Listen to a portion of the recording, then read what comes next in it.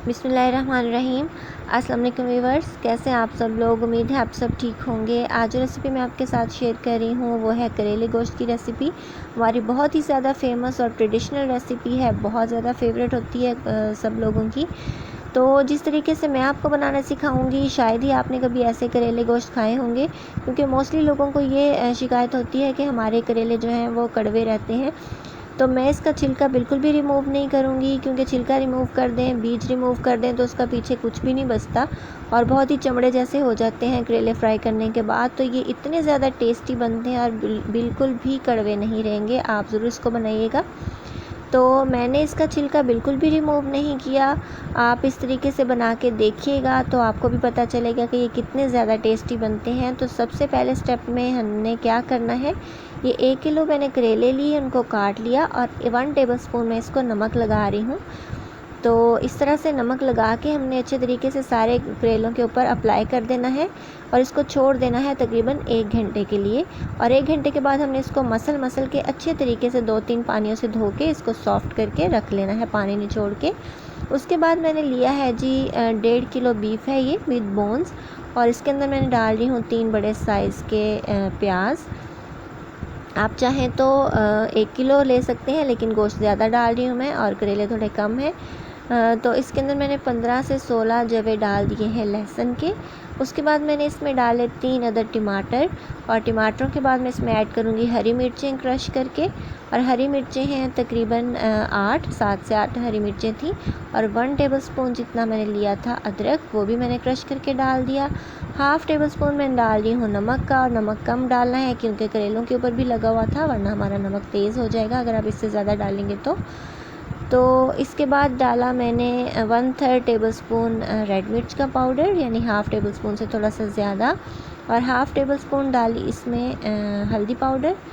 और उसके बाद मैं ऐड कर रही हूँ इसके अंदर 1 टेबलस्पून भर के खुश्क जो धनिया होता है वो कुटा हुआ डाल रही हूँ। इसके बाद मैं डाल रही हूँ गरम मसालों में ज़ीरा है 1 टेबलस्पून, कुछ काली मिर्चें डाली हैं 8 से 10, और 2 दालचीनी के छोटे टुकड़े थे।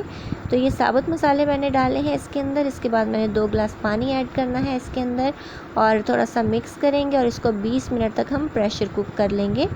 तो 20 मिनट में गल जाता है बीफ अच्छे तरीके से। उसके बाद मैंने लिया है 1/2 लीटर कुकिंग ऑयल। जैसे ही कुकिंग ऑयल गर्म होगा तो हम इसके अंदर अपने करेले डाल देंगे, जो हमने अच्छे तरीके से धो लिए थे, मसल के उसको सॉफ़्ट कर लिया था। और आप देख रहे हैं कि इसके जो छिलके हैं मैंने रिमूव बिल्कुल भी नहीं किए हैं। बहुत ही ज़बरदस्त से और फ्रेश से लग रहे हैं, लेकिन ये सॉफ़्ट हो चुके हैं, हार्ड नहीं है, क्योंकि उन्होंने पानी छोड़ा था। इसको मैंने 1 घंटा रखा था। उसके बाद मैंने इसको अच्छे तरीके से मसल के सॉफ़्ट किया और उसके बाद 2-3 पानियों से धो लिया, यानी पानी को 2-3 दफ़ा चेंज किया। तो इस तरीके से नमक भी निकल जाता है और हमारे करेले सॉफ़्ट हो जाते हैं, कड़वे नहीं रहते। तो हमने इसको तब तक फ्राई करना है जब तक इसमें अच्छा सा गोल्डन सा कलर आ जाएगा। और ये जो कलर आप देख रहे हैं, हमने इसी कलर में इसको निकाल लेना है, इससे ज़्यादा डार्क हम नहीं करेंगे। और आप देखेंगे कि जैसे ही हम इसको डिश आउट करेंगे तो ये थोड़ी देर बाद खुद ही थोड़े थोड़े डार्क होना शुरू हो जाएंगे, क्योंकि इनका जो कुकिंग प्रोसेस है वो बाद में भी तो कुछ देर तक जारी रहता है। तो ये मैंने निकाल के रख लिए थे अपने, और ये बहुत ही ज़्यादा अच्छे से और कुरकुरे से बनते हैं, बहुत ज़्यादा क्रंची टाइप के। तो इसको हमने साइड पे रखना है। और 20 मिनट के बाद हमारा जो गोश्त था वो अच्छे तरीके से गल गया, पानी ड्राई हो गया, और जो करेलों वाला ऑयल बचा था वो हमने इसमें डालना है, उसको हमने वेस्ट बिल्कुल भी नहीं करना। तो मैंने ऑयल डाल दिया है इसमें, जो करेलों का बचा था तो कुछ उन्होंने एब्जॉर्ब कर लिया था, जो बाकी बचा था वो मैंने अपने गोश्त में डाल दिया है। और इसको हम अच्छे तरीके से भून लेंगे अब। और आप देख रहे हैं कि प्याज वगैरह और टमाटर कितने अच्छे तरीके से सॉफ़्ट हो चुके हैं। इसको हमने अच्छे तरीके से 5 से 7 मिनट भूनना है, भुनाई के ऊपर बिल्कुल भी कॉम्प्रोमाइज़ नहीं करना हमने। और ज़रूर इसको 5 से 7 मिनट हमने हिला के भून लेना है। और जितना अच्छा हम इसको भूनेंगे उतना अच्छा हमारा जो डिश का टेस्ट है वो आएगा। और आप देख रहे हैं ये बोन वाला गोश्त है, और मैं बोन वाला ही प्रेफर करती हूँ क्योंकि इसमें बहुत अच्छा फ्लेवर होता है। लेकिन अगर आप चाहें तो आप बोनलेस भी ले सकते हैं, लेकिन मुझे बोनलेस ज़रा ड्राई सा लगता है, इसलिए मैं विद बोन्स ही यूज़ करती हूँ। तो ये मैंने अच्छे तरीके से गोश्त को भून लिया तकरीबन 5 से 7 मिनट। और आप देख रहे हैं इसका अच्छा सा मसाला रेडी हो चुका है, प्याज वगैरह बिल्कुल इसमें मैश्ड हो चुके हैं। तो उसके बाद हमने ऐड कर दिए हैं अपने करेले। और करेले जो हैं वो जहाँ से इसका डार्क वाला पार्ट था वहाँ से थोड़ा सा डार्क कलर है, लेकिन आपने बिल्कुल इस बात की टेंशन नहीं लेनी कि ये ज़्यादा ब्लैक हो गए हैं। तो ये बिल्कुल भी ज़्यादा जले नहीं हैं, ओवर कुक नहीं हुए हैं, ये गोल्डन ब्राउन हुए हैं। और जो इनका डार्क कलर आपको नज़र आ रहा है वो ग्रीन वाला जो डार्क कलर था उसकी वजह से है। तो ये बहुत ही ज़्यादा टेस्टी और डिलीशियस से बनते हैं, आप ज़रूर इस तरीके से बनाइएगा।